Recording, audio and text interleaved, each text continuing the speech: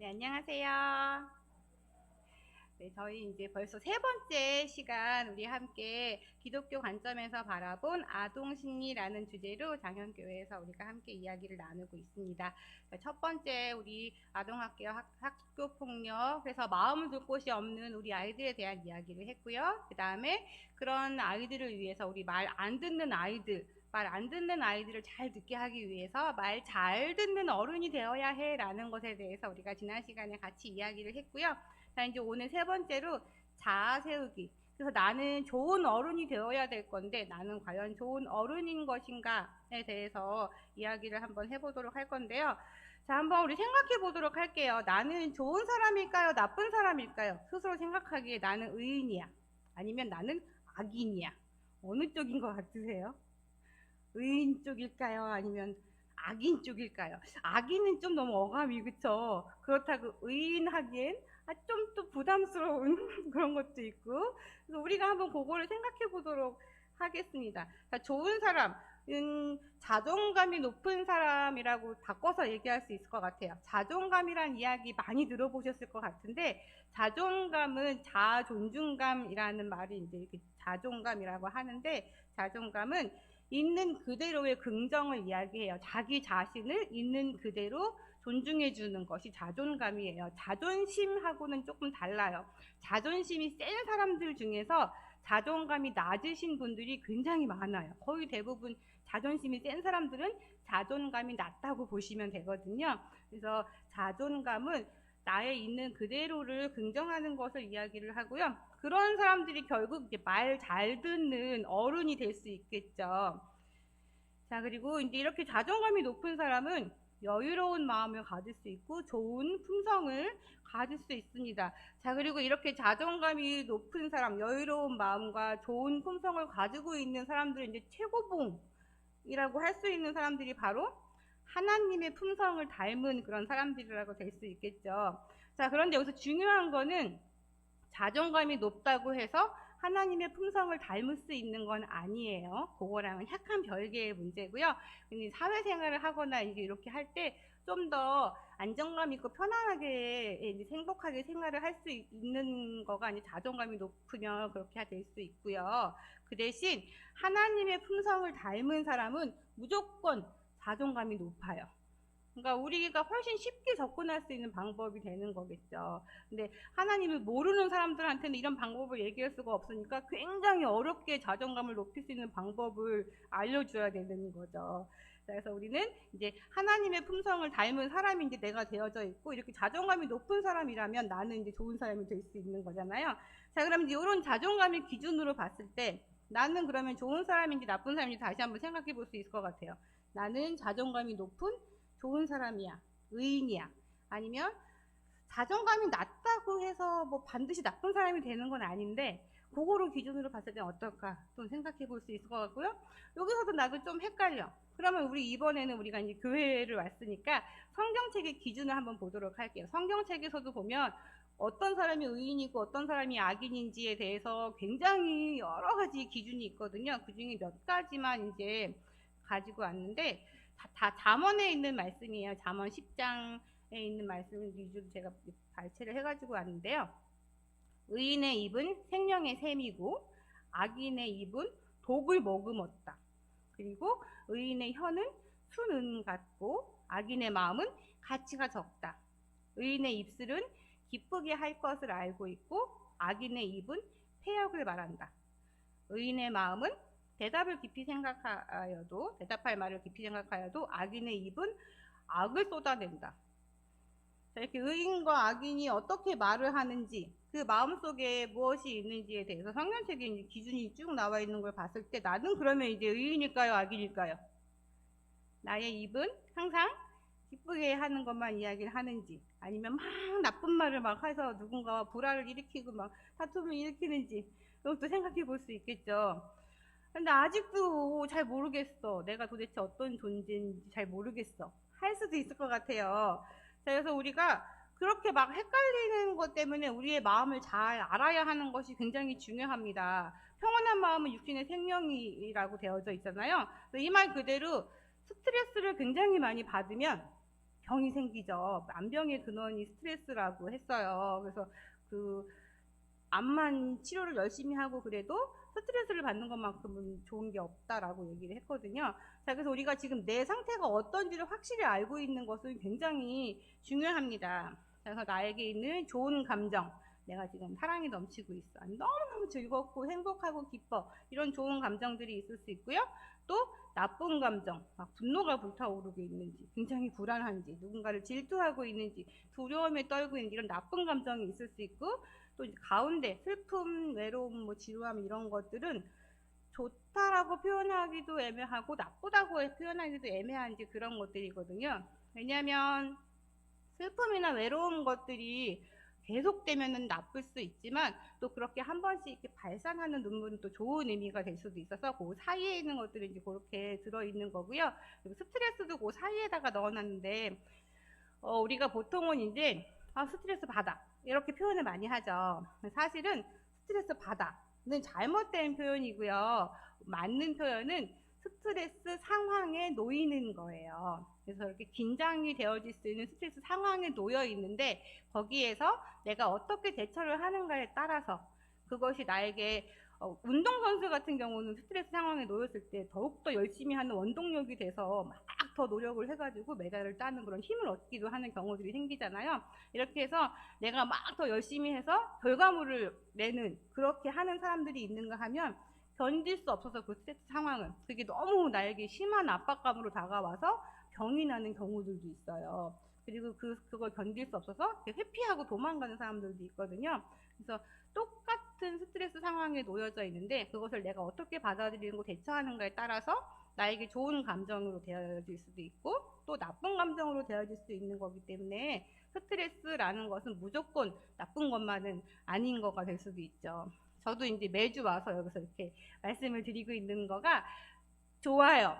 되게 좋은데 한편으로는 또 매주 PPT 만들어야 되고 또 여기까지 또 먼데 막 열심히 와야 되고 막 이런 상황에서는 또 힘든 것도 있을 수 있죠. 그래서 그거 힘든 걸 더 많이 생각하면은 스트레스 받아 이렇게 되는 거고 그래서 좋은 거를 더 많이 생각하면은 그런데 나에게 더 많은 에너지가 생길 수 있어서 너무너무 좋아 할 수 있는 거가 되겠죠. 그래서 같은 스트레스 상황에 양면성이 다 있다는 거. 그래서 우리는 좋은 쪽으로 생각을 하면서 살아가면 좋은 것이겠죠. 자, 그래서 이렇게 좋은 감정이건 나쁜 감정이건 내가 지금 현재 상태가 어떠한지를 우리는 잘 알고 있는 것이 굉장히 중요합니다.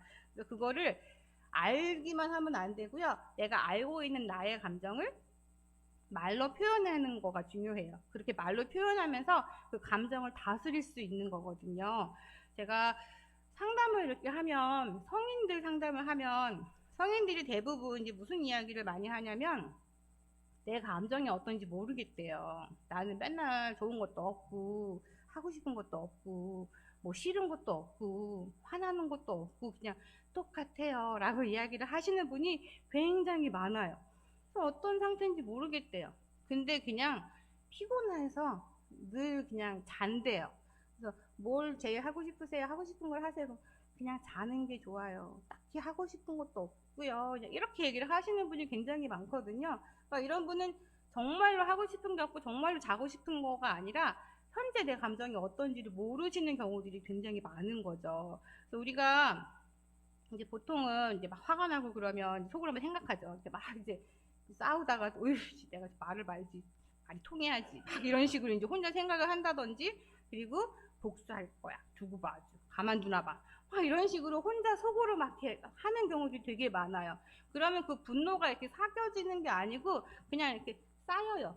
계속 쌓여요 속에서. 그리고 또 우울해서 이렇게 있는 경우에도 힘들어 나만 이렇게 힘든 것 같아 난 왜 이러지 어차피 말해봤자 아무도 안 도와줄 거야 하고 그냥 혼자서 또 이렇게 있는 경우도 그 우울한 마음이 해소되지 않고 계속 쌓여요. 근데 이게 어린 시절부터 이제 오랫동안 쌓이면 내 속에 쌓이는지를 몰라요. 이게 이제 의식적으로 생각하지 못하거든요. 이제 무의식으로 넘어가서 무의식 속에 이렇게 쌓여요. 그래서 이제 그런 경우를 어떻게 할 수 있냐면 아무 그게 없었는데 누군가가 그냥 아무 의미 없이 던진 말에 갑자기 이렇게 막 화가 난다든지 그리고 지나가다가 나하고 상관없는 상황에 뭘 봤는데 거기에 내가 감정이입이 돼서 확 화가 난다든지 아니면 너무 막 슬퍼져서 엉엉 울다든지 이렇게 감정이 격해지는 그런 사람들을 아마 보신 적이 있을 거예요. 그럴 경우에 이제 그런 걸 알 수 있어요. 그래서 내가 평상시에는 모르고 있었는데 무의식에 쌓여있던 그런 안 좋은 나쁜 감정들이 그때 자극을 받는 거예요. 자극을 받아서 거기서 이제 그 감정이 튀어나오기 때문에 나는 견딜 수 없어지고 이제 그런 것들이 생기는 거죠. 그래서 나는 그런 상황을 너무 견딜 수 없어, 힘들어. 누가 나한테 나쁜 말 하는 거 난 조금도 들을 수 없어. 만약에 그렇다면 내 속에 이미 쌓인 게 너무 많아서 그걸 건드리는 걸 난 참을 수 없어. 라는 거가 돼요. 그래서 그러면 이제 쌓여 있는 것이 없어져야 되는 거고, 우리 아이들도 어릴 때부터 쌓이지 않도록 말로 표현하는 연습을 해야 되는 거거든요. 이것은 굉장히 중요합니다. 이제 말로 표현하는 건 반드시 감정을 말해야 돼요. 감정을 말해야지. 내가 이제 누군가하고 이제 싸우고 왔어요. 제 기분이 나빠요. 그러면 감정은 나 기분 나빠. 이게 감정이잖아요. 이제 그거를 해야지. 그놈의 자식 내가 싸우는데 말이지 막 이러면서 상대방이 험담을 막 하고 욕하고 이러면 더 감정이 격해져요. 그런 거는 하지 말고, 그렇게 하니까 화가 나. 내가 지금 화가 났어. 기분이 너무 나빠. 내가 지금 좀 참기가 힘들어. 라고 상태를 말로 설명하는 거예요. 이거 되게 힘들어요. 실제로 이제 해보면 화가 나 있는데 차분한 상태로 나 지금 화가 났어. 이렇게 말하는 게 잘 안 되거든요. 연습이 필요해요. 우리 보통 화가 나면 야! 막 이렇게 나간다거나 너 이 자식 지금 뭐라 그랬어? 막 이렇게 나간다던가 이제 그런 게 막 나가잖아요. 그런 말들을 다 치우고 나 너무너무 화가 나. 화가 나서 참을 수가 없어. 이렇게 감정 표현. 그 다음에 슬프고 힘들 때도 나 지금 너무 우울하고 힘들어. 눈물이 날 것 같아. 그렇게 울고 싶은 마음이 들어. 라고 이야기를 하는 거죠. 근데 이제 보통 이렇게 하면 얘기를 하려도 들어줄 사람이 없어요. 라고 말하시는 경우들이 굉장히 많아요. 뭐 혼자서 뭐 어떻게 할 거예요. 들어줄 사람이 없는데 누가 있어야지 하소연을 하죠. 라고 하시는 경우가 되게 많은데요. 혼자서 이야기하는 것도 굉장히 중요해요. 누가 들을 사람이 아무도 없고 나는 아무에게도 이런 말을 도무지 할 수가 없어 라고 하신다면 가장 좋은 방법이 거울 보고 혼자 이야기하는 거. 거울에 들어있는 나를 보고 혜영아 지금 나 너무 힘들어. 나 너무 힘들어서 울고 싶어. 그 거울에 있는 나를 보고 나 지금 너무 화가 나. 너 내 맘 알지? 막 이러면서 거울에 있는 나하고 같이 이야기를 하는 거예요. 자, 그렇게 하는 거는 내 소리를, 내가 말하는 소리를 내가 듣죠. 누군가가 들어주려면 필요한데 내가 들어줘요, 내 소리를. 그래서 내가 들어주면서 내 감정을 내가 알아줄 수 있어요. 그래서 이렇게 입 밖으로 일단 소리가 나오면 그 감정이 많이 해소가 되는 것을 실제로 경험할 수 있거든요. 그래서 상담하면서도 이제 가면서 꼭 하시라고 이제 이야기를 해요. 거울 보고 이야기하시고요. 감정도 이렇게 이야기하시고요. 또 이제 감정을 이야기하는 것과 동시에 본인을 칭찬하는 것도 하세요. 오늘 그렇게 많이 화가 났지만 아이고 잘했다. 너무 잘했네. 막 이런 거 해주라고. 그러면 다음 주 일주일 있다가 가서 하셨어요. 그러면 아우 하려고 그 생각은 했는데 도무지 못하겠다고 하시는 경우 되게 많거든요. 두 가지 중요합니다. 셀프로 내 감정 이야기하는 거, 그 다음에 더 중요한 거 셀프로 내 칭찬하는 거. 셀프 칭찬 한번 해볼까요? 다 같이 아이고 나 잘했다 이렇게 아이고 이쁘다 막 이런 거. 네, 자주자주 해주시면 좋아요. 이름도 불러주시면서 해주시면 더 좋고요. 왜냐하면 이렇게 나의 감정을 내가 말로 표현하고 내 감정을 다스릴 수 있어야지만 다른 사람의 감정을 읽어줄 수 있는 거거든요. 그렇게 이제 할 수 있는 거가 좋은 사람이 되는 거고 좋은 사람을 만들 수 있는 거가 되겠죠. 지난주에 이제 우리 목사님 설교하시면서 절대 남을 바꿀 수 없어 라고 이야기를 하셨어요. 남을 바꿀 수 있는 유일한 방법이 한 가지가 있어요. 이제 그 방법이 자신을 바꿀 수 있는 또 그 유일한 방법이기도 하거든요. 물론 내가 남을 바꾸는 건 아니에요. 스스로 바꿀 수 있도록 도와주는 거예요. 우리는 남을 못 바꾸고요. 나만 나를 어떻게 할 수 있어요. 그래서 내가 결혼해서 남편을 어떻게 해야지? 말도 안 되는 소리고요. 내가 우리 자식을 어떻게 해야지? 말도 안 되는 소리예요. 일단 내가 나를 어떻게 해야 되는 게 먼저거든요. 근데 내가 나를 어떻게 해도 잘 못해요, 우리는. 근데 그걸 할 수 있는 유일한 방법이 있는 그대로 인정하는 것. 아까 이거가 자존감이 높아지는 방법이라고 말씀을 드렸잖아요. 내 장점도 단점도 전부 다 그냥 있는 그대로 인정하는 거예요. 저는요 이런 걸 잘해요. 그리고요, 이런 걸 잘 못해요. 평생 해를 고치려고 노력했는데 안 고쳐져요. 있는 그대로 인정하는 거예요. 그래도 연습은 하고 있어요. 언젠간 되겠죠. 죽기 전에 되면 참 행복할 것 같아요. 뭐 이런 거. 저는 불끈불끈 화가 나요. 저는 말을 막 직접적으로 내뱉는 단점이 있어요. 저는 말이 되게 빠른 단점이 있어요. 늦게 하려고 노력하지만 잘 안 돼요. 저는 말이 되게 많아요. 이런 단점을 그냥 노출을 하는 거예요. 그리고 장점. 저는 그래서 말을 잘해요. 그래서 이렇게 앞에서 이야기하는데도 그렇게 많이 떨리지는 않아요. 이건 저희 장점이에요. 근데 말이 많아요. 그래서 막 길어질 때도 있고요. 흥분하면은 막 빨라져요. 그래서 듣는 사람이 못 알아듣겠다고 할 때도 있어요. 이거는 그냥 있는 그대로 그렇게 하고 나면 편해져요. 왜냐하면 숨길 필요가 없거든요. 아닌 척 연기할 필요가 없으니까 마음이 굉장히 편해지는 거죠. 그래서 네 맞아요, 전 이런 사람입니다 라고 이야기를 하는 거고요. 그리고 다른 사람한테도 더 멋진 사람처럼 보이기 위해서, 남에게 잘 보이기 위해서 억지로 무리할 필요 없어. 너의 있는 그대로의 모습이 가장 멋진 모습이야 라고 이야기를 해주는 건 거죠. 이렇게 우리나라는 특히 이제 아이들을 키우면서 잘해야 돼, 이런 거 되게 많이 가르쳐. 선생님 말씀 잘 듣고 뭐 1등 해야 된다라고 가르치고, 남보다 뛰어난 뭔가가 있어야 된다고 가르치고, 늘 잘해야 된다라는 거를 가르쳐요. 그래서 아이들이 그 잘해야 한다는 압박감이 굉장히 심해요. 근데 이제 그게 문제가 뭐냐면 얼만큼까지 해야지 잘하는지가 없어요. 잘의 기준이 없어. 요만큼만 하면은 잘의 끝인 줄 알았는데 거기까지 가보니까 또 막 위가 있어요. 그래서 이제 제가 서울대생들하고 상담을 한 적이 있었는데, 걔네들이 이제 전국에서 다 날고기는 친구들이잖아요. 그래서 자기는 늘 잘해야 된다고 생각을 했고, 내가 잘하는 게 공부밖에 없어서 그렇게 해서 서울대를 왔어요. 그래서 서울대를 나와서 이제 거기서 이제 고시 공부하는 친구들을 굉장히 많이 만나봤는데, 그 친구들이 이제 거기서 너무 힘든 거예요. 나는 제일 잘하는 게 공부였고, 그래서 여기까지 왔는데, 근데 여기는 더 잘하는 애가 너무 많은 거예요. 그러니까 나는 이제 뭐 하지? 어떡하지? 하는 게 돼요. 그래서 이 친구들이 사법고시 뭐 이렇게 행정고시 이런 거 준비를 하는데 최선을 다해서 열심히 하지 않아요. 왜냐하면 떨어지면 견딜 수가 없을 것 같대요. 내가 열심히 안 하면 떨어져도 열심히 안 해서 그래. 열심히 하면 붙을 거거든. 이런 생각을 가지고 거기서 몇 년씩 그렇게 세월을 보내고 있는 건 거예요.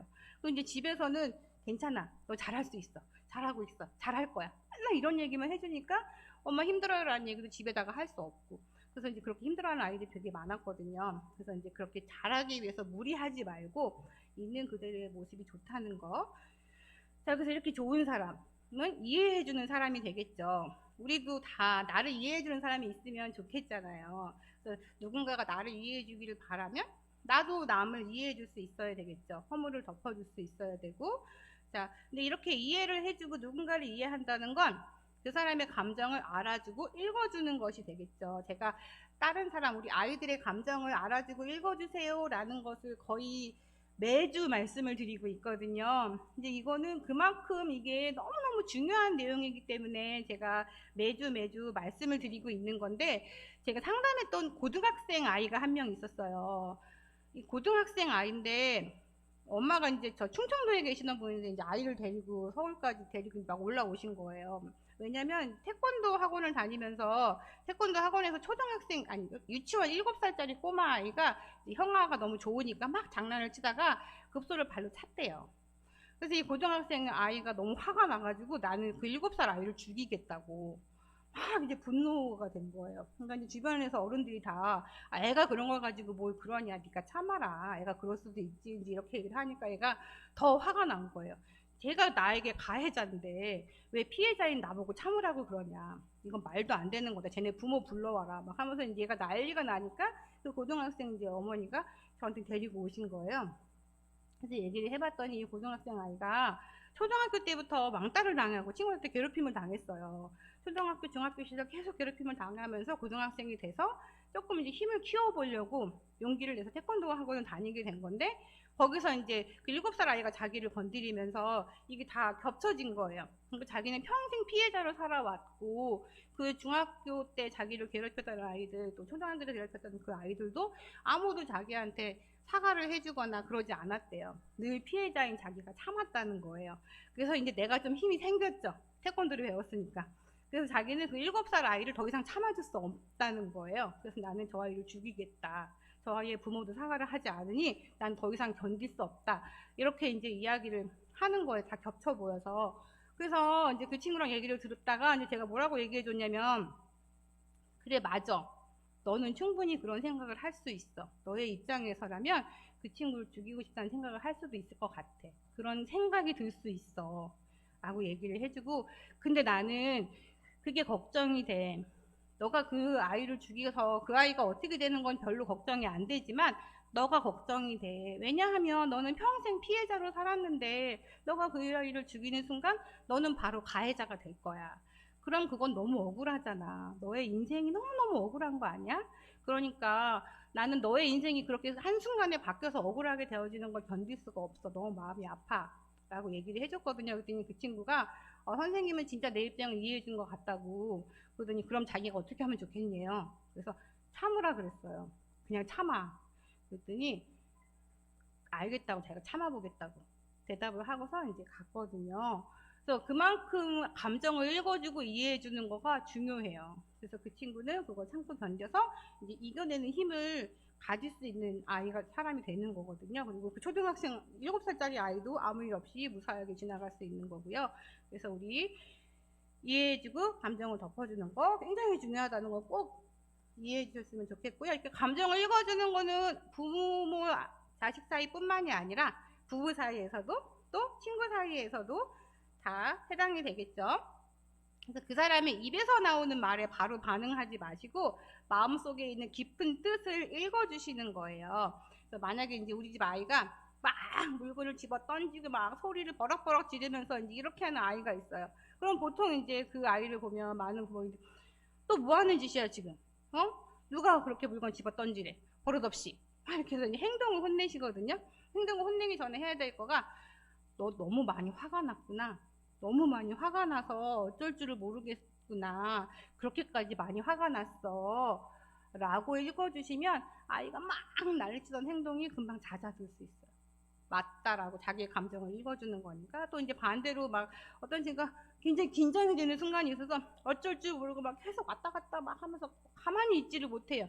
이제 그런 경우는 보통 아우 정신없어 가만히 좀 있어 막 이제 이렇게 이야기를 하는 경우도 많잖아요. 그게 아니라 너무 긴장돼서 그렇구나. 너무 긴장돼서 가만히 있지를 못하겠어. 그렇게 떨려. 어떡하지?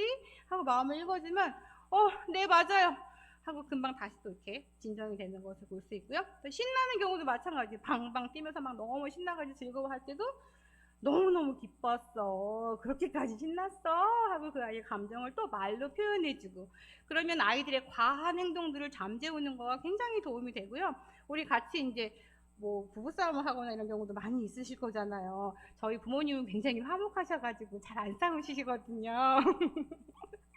그래서 이제 부부싸움 하는 경우도 보면 상대방이 뭔가 하는 행동 보면 말을 안 하고 가만히 있다든지 뭐 이런 거 보면은 이제 저거 화났구만 하고 속으로 이제 알잖아요. 이제 그러면은 그걸 똑같이 하지 말고 이제 얘기해 주는 거죠. 왜 화났어? 화나가지고 그렇게 말도 하기 싫어. 뭐 때문에 그렇게 화가 났을까? 하고 이제 그 감정을 좀 이렇게 읽어주거나 뭐 이렇게 하면은 훨씬 해소가 빨리빨리 될 수 있어요. 네가 언제까지 말하나 어디 두고 보자. 막 이렇게 하고 있으면 길어질 수밖에 없겠죠. 자, 그래서 진짜로 이해하는 거.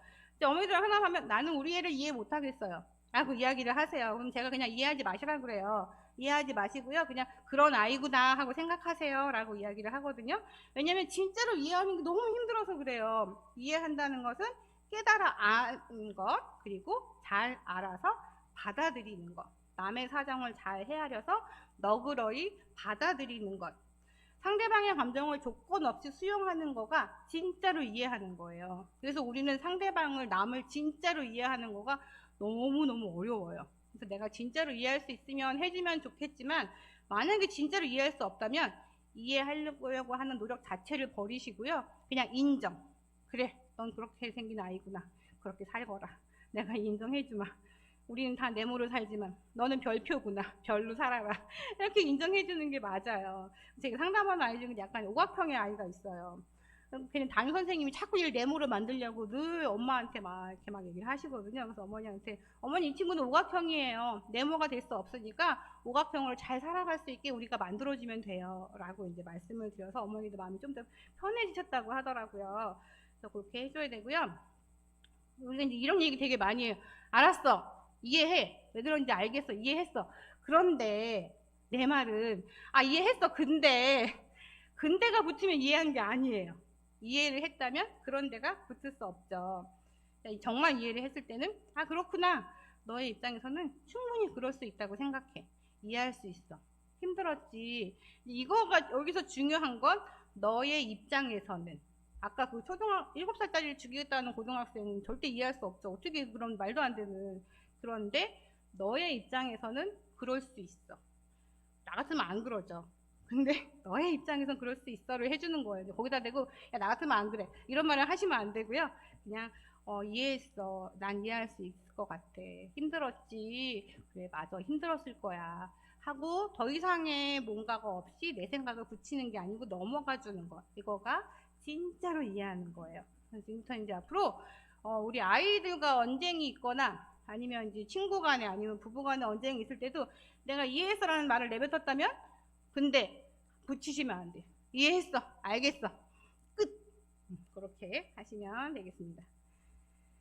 자, 그래서 우리 이렇게 누군가를 이해하고 또 좋은 사람이 되고 자존감이 높은 사람이 되는 거 굉장히 어려운 거라고 했어요. 근데 우리는 하나님을 알고 있는 하나님의 백성이기 때문에 성경책에 너무 쉽게 할 수 있는 방법들이 여기저기에 막 이렇게 숨겨져서 쓰여져 있거든요. 그래서 우리가 잘 아는 말씀, 조금 이제 길지만 이것대로만 하면은 우리는 자존감이 아주 높은, 살아가는데 어려움이 하나도 없을 그런 사람이 될 수 있는 방법이 또 이렇게 짠 하고 나타나서 같이 이제 읽어보고 싶어서 적어가지고 왔습니다. 자, 우리가 다 같이 소리를 맞춰서 한번 읽어보도록 하겠습니다. 자, 시작. 아무것도 염려하지 말고 다만 모든 일에 기도와 간구로 너희 구할 것을 감사함으로 하나님께 아뢰라. 그리하면 모든 지각에 뛰어난 하나님의 평강이 그리스도 예수 안에서 너희의 마음과 생각을 지키시리라. 끝으로 형제들아, 무엇에든지 참되며 무엇에든지 경건하며 무엇에든지 옳으며 무엇에든지 정결하며 무엇에든지 사랑받을 만하며 무엇에든지 칭찬받을 만하며 무슨 덕이 있든지 무슨 기림이 있든지 이것들을 생각하라. 너희는 내게 배우고 받고 듣고 본 바를 행하라. 그리하면 평강의 하나님이 너희와 함께 계시리라. 네. 굉장히 자세하게 써있죠? 어떻게 하면 되는지. 네, 그래서 요대로 우리가 실천할 수 있는 사람들이 되었으면 좋겠고요. 자, 그래서 이제 다음 주 하나님의 방법에 대해서 알려드릴 거예요. 이렇게 다 좋은 말씀만 있으면 좋겠는데 그 잠언 22장 15절에 보면 뭐라고 써있냐면 아이의 마음에는 미련한 것이 얽혔으니 징계하는 채찍이 이를 멀리 쫓아내리라. 이런 말도 써있어요. 그래서 이런 말을 듣고 어떤 사람인지 인터넷에 질문했어요. 성경책에 이렇게 써있어. 애를 때려야 되는 게 맞는 거 아니에요? 이렇게 이제 질문하신 분이 있더라고요. 그래서 뭐 어미 가르쳐 막 이런 것도 굉장히 많이 써 있거든요. 그래서 어떤 게 맞는 건지 때려야 돼 말아야 돼. 정말 안 때리는 게 맞아? 그러니까 네 멋대로 하니까 요즘 애들 개판이잖아. 막 이런 경우 굉장히 많잖아요. 그래서 하나님의 방법을 구체적으로 예수님은 어떻게 하셨는지에 대해서 다음 주에 함께 이야기 나눠보도록 하겠습니다.